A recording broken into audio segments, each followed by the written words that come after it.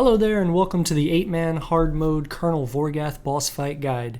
My name's Hayete, and today we'll be covering everything you need to know to successfully handle the third fight in the explosive conflict operation. For this encounter, you'll want to bring a standard composition of 2 tanks, 4 DPS, and 2 healers.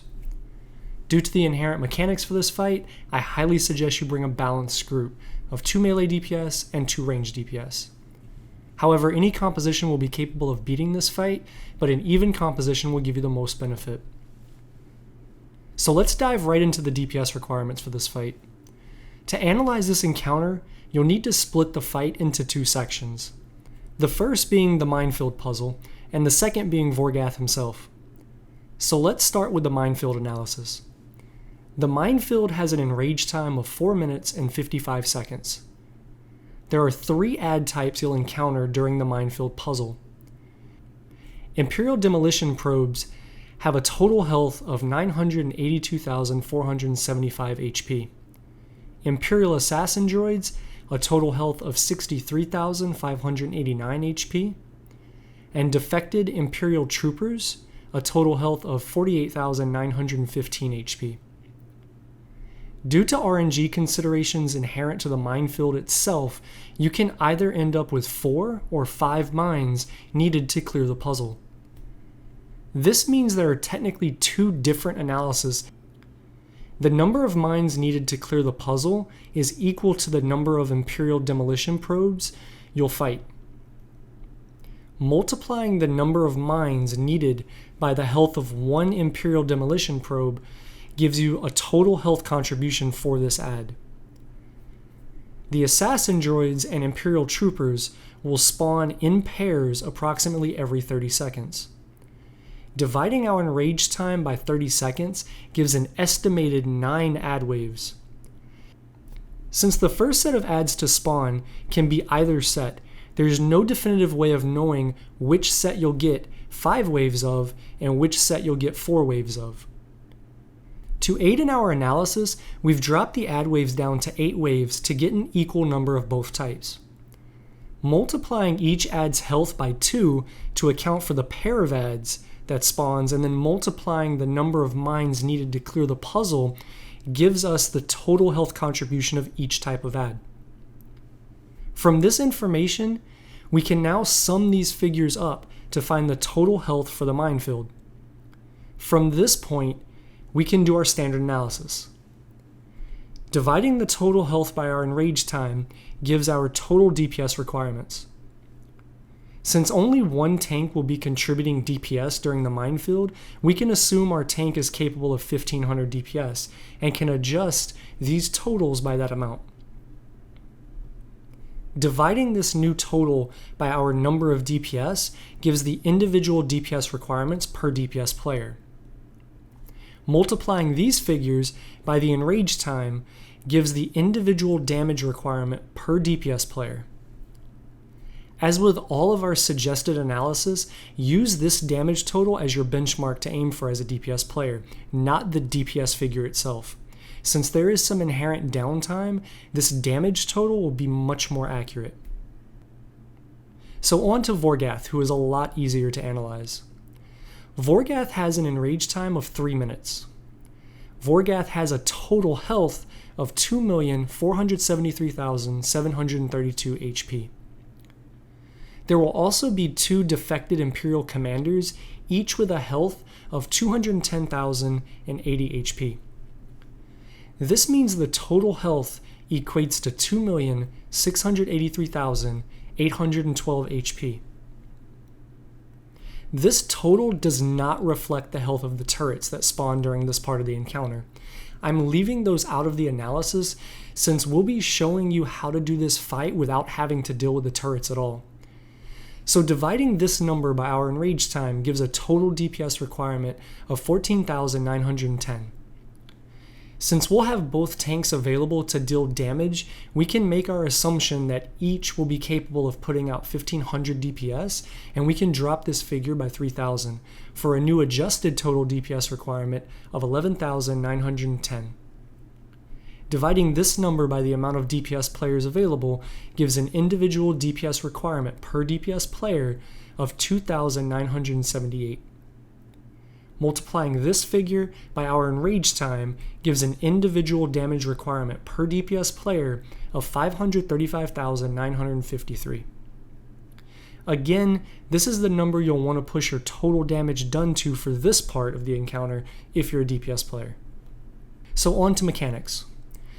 There are not a lot of mechanics for this fight, so let's jump right in and go over what you need to know. To help organize the information better, I'll be discussing the minefield specific mechanics first. Number 1. Imperial Assassin Droids.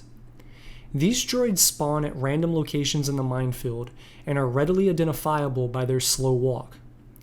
The droids are immune to taunt and have a buff inherent to them. This buff causes the adds to explode inside of 4 meters on the person they are actively targeted to. These can be CC'd and are vulnerable to physic mechanics such as knockbacks. Number 2. Defected Imperial Troopers. These adds spawn at random locations as well and are identifiable by their sprinting to targets. These adds should be picked up by the tank and AoE down. Number 3. Imperial Demolitions Probe. This add is by far the most important to understand. There are 2 mechanics inherent to this add. The first is Overload. Overload is a 1.5 second channel which upon completion does a 360 degree knockback to anyone near the droid. This ability can be and should be interrupted. The second is Cleave. Cleave is a 1.5 second channel which does exactly what you think it should do. Upon completion of its channel, it does a high damaging frontal cleave attack. This can be and should be interrupted. Additionally, the Demolitions Probe droid has a 40-second enrage time from the moment it reaches melee range on its current target and stops moving. On enrage, the Demolition Probe will do increased damage on all attacks. Number 4. Mine Defusal Kit. When the Demolitions Probe dies, a random raid member will receive a buff called Mine Defusal Kit. This is a 15-second applied debuff that allows the selected player to dismantle a mine in the field. Number 5. Explosive Probe. This is a 5-second debuff applied to a random raid member. Once the debuff expires, the probe detonates, doing massive damage to those affected. This debuff is cleansable and should be prioritized by your healers. Number 6. Interrogation Probe. This is a 12-second debuff also applied to a random raid member. This deals high damage over time. This debuff too is cleansable and should be prioritized by your healers. The last 2 mechanics are inherent to the player controlling the minefield map. Number 1. Probe Launcher. This is an acquired buff the player gains after pressing the panel located to the right of the minefield map. When pressed, the player is brought down to the minefield and will have a probe droid hovering overhead. This probe droid has a sight vision directly in front of the player and at a 45-degree arc on either side. Using this telegraph, the player is able to find the hidden demolitions probe spread throughout the minefield and activate them, making them targetable. Number 2. Defusal Timer. This is a 15-second debuff applied to the player activating a mine for defusal on the minefield map. This exists essentially to keep players from being able to use one mine defusal kit on multiple mines. Okay, so let's go over Vorgath's abilities now. Number 1. Explosive Round. This is a 2-second channeled attack that lays down a small red circle at the feet of the player currently targeted by Vorgath. At the conclusion of the channel, an attack will be launched to the red circle. Number 2. Sticky Grenade. This is a 5-second debuff applied to a random raid member that additionally applies a large red circle to the player selected. Once the debuff expires, the player will detonate and anyone within the red circle will receive damage. Number 3. Gut. This is a damage over time bleed debuff applied to the player currently targeted by Vorgath. This debuff lasts for 15 seconds and is cleansable. Number 4. Concussion Charge. This is a simple knockback mechanic applied by Vorgath and emanates 360 degrees around his center. Number 5. Target swap. Approximately every 20 seconds, Vorgath will drop aggro on his current target and randomly swap to another member. This has no inherent mechanic and only requires your tanks taunt Vorgath back. Number 6. Turrets. Throughout the encounter, Vorgath will activate 4 turrets. These turrets should be treated as adds and have no inherent mechanics. Furthermore, they do not have an enrage. I'll explain how to deal with these turrets a couple of ways in a bit. So now that you know all the mechanics for this fight, let's discuss how to put all of it into a working strategy. As soon as you break the red laser shield, you'll start the fight and the enrage time. You'll need to send one of your tanks up into the tower here. There will be a lift going up and down on the right side of the tower. We suggest you wait until the lift is at the bottom before breaking the laser shield, so you gain access to the tower more quickly. The rest of your group will jump down and populate this area. You will not be able to stay in this area indefinitely, since 1 minute into the fight, this entire area will fill with flames. This means the tank you send into the tower will need to find you a safe place to start ASAP. So on that note, let me take a few moments to explain exactly how everything works in the tower. This is what the map looks like. Blue nodes indicate a position unexplored. Green means no mine is present. Red means there is a mine in that location. To explore a node, you'll right-click on the selected node. The nodes are oriented so that the bottom nodes are the ones closest to the tower. As a player gains the landmine defusal kit, the player in the tower will need to right-click a red node. This will change the node from red to yellow, signifying it can be disarmed. Only the player with the defusal kit can enter the yellow node. Anyone else entering the yellow node will instantly be killed. The panel directly to the right of the minefield map will allow the player to go to the ground floor and will grant the probe launcher buff. Once a demolitions probe has been uncovered, the player will instantly be ported back to the tower. So while in the tower, you'll encounter 1 Imperial Commander ad as soon as you get to the top of the tower, and every time you come back from the ground floor. If you're in the tower, you can either kill the ad, or just let him hit you. Each time you come back from the ground floor, you'll be returned to 100% health. So that should give you a complete picture of how to handle the tower. So back to needing a safe place to start. The player that goes into the tower should immediately find a green space for the group to move onto. There are 2 paths you'll potentially be able to take. Path 1 is the ideal path, and will make this encounter much easier to deal with. Path 2 is less ideal, but in the event the bottom left node is unavailable to start with, you'll end up on this path. As soon as the player in the tower has found a green node for the group, they should immediately go to the ground floor and start looking for a demolition probe. Generally speaking, you will always find these standing against the left wall. As soon as a demolition probe is found, the player in the tower should go ahead and start to uncover the other nodes on that path. The tank on the ground floor will need to immediately pick up the demolition probe and turn it away from the group. At this point, you'll have a few different strategies available to you. The first is to stick to the following positioning on either path. You'll have your tank standing here. The rest of your group will be standing throughout here. This allows you to ensure only the tank takes damage from the cleave mechanic. You can of course set up certain members to interrupt the cleave, but generally speaking this is not needed with this positioning method. The overload knockback, however, will need to be coordinated and interrupted every time. The second strategy is only doable on path 1. For this, you'll have your tank stand here in this corner, facing the droid in this direction, and you'll have your DPS and healers standing in this corner here. This effectively allows you to skip all interrupts, since the overload will knock you back in place. If you employ this strategy, you must ensure you get into position on the next green node ASAP. Any delay could cause members to get knocked back by the droid during positioning. Your tank can interrupt this ability during positioning to give the rest of the group a few extra seconds to get into position. So moving on from that, assassin droids at spawn will be killed by ranged DPS, or you can cycle through cooldowns and let them explode on the group if you have a melee heavy group. The troopers can just be AoE down while dealing with the demolition probe.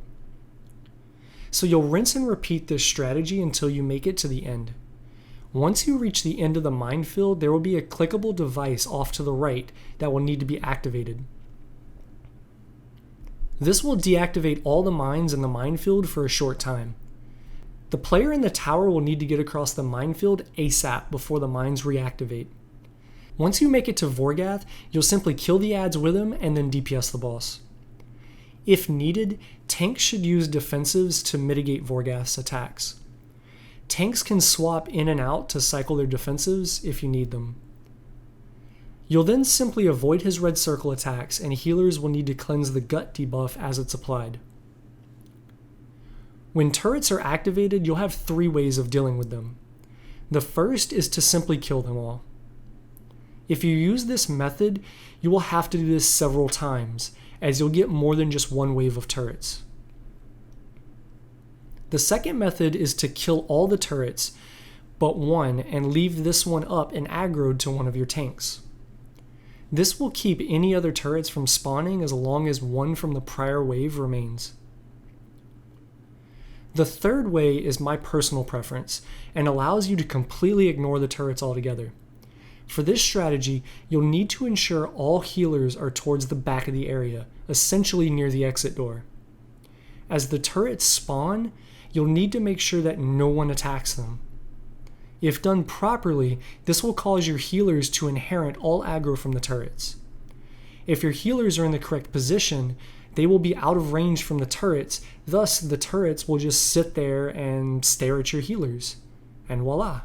You can completely ignore the turrets until Vorgath is dead.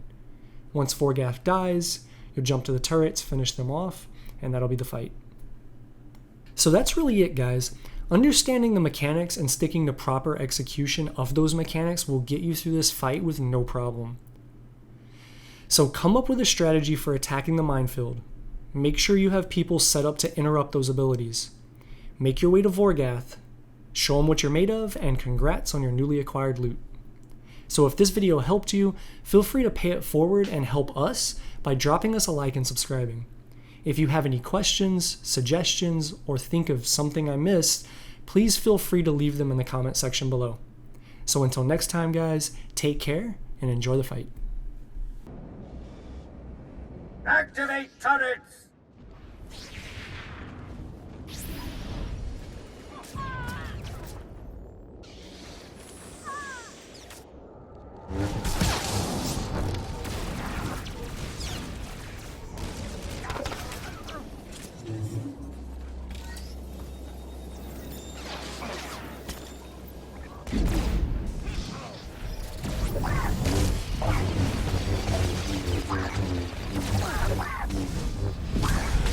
Engage stealth systems!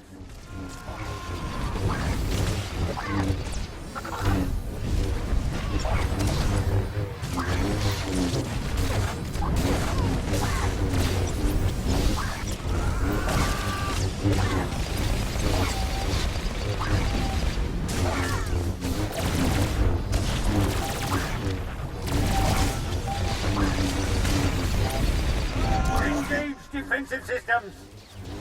Reinforcements deploy!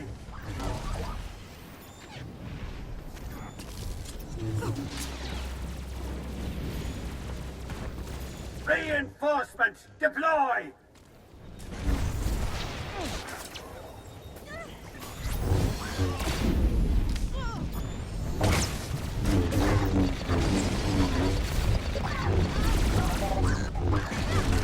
Engage defensive systems!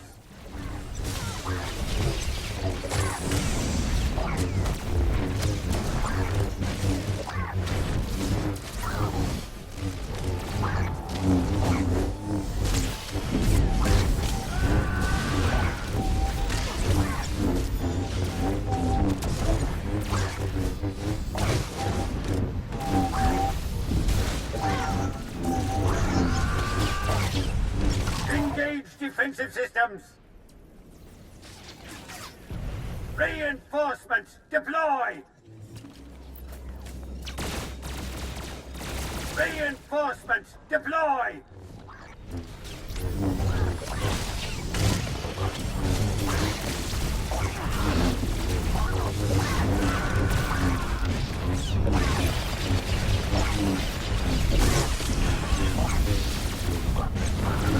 Engage defensive systems!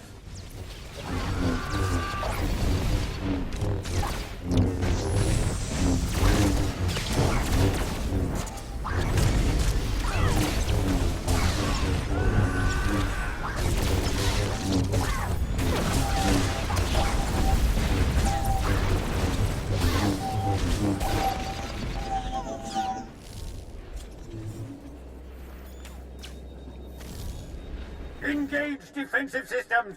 Activate secondary systems! Reinforcements deploy!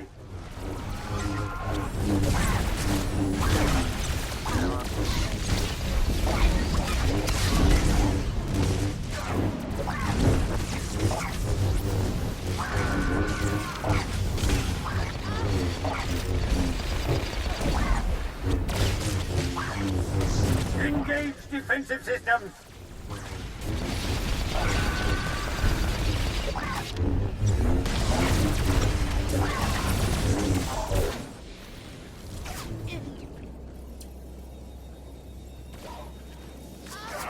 Reinforcements deploy!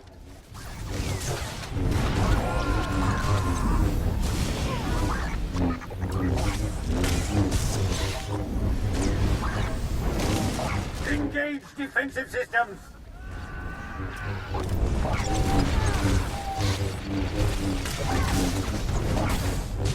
Reinforcements deploy!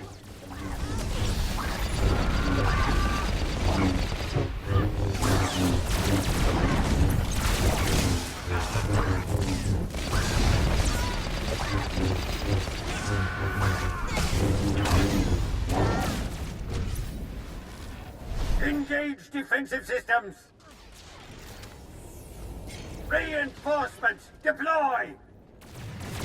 You should not have come!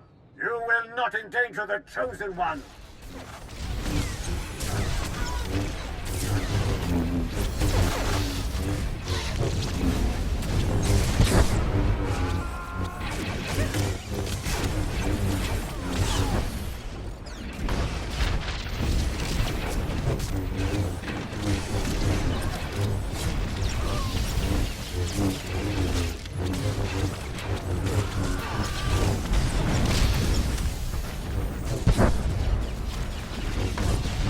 Activate turrets!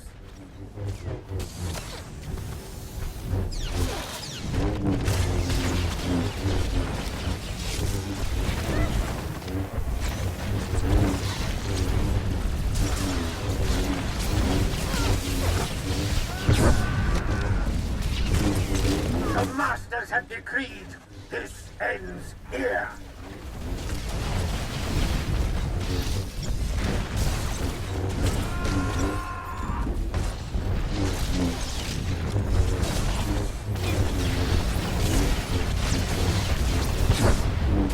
Activate turrets!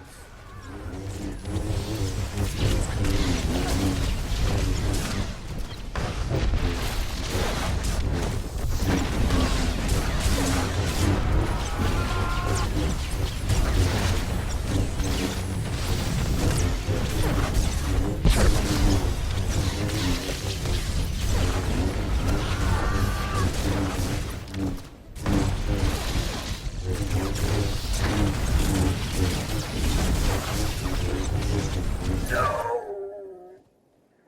Impossible!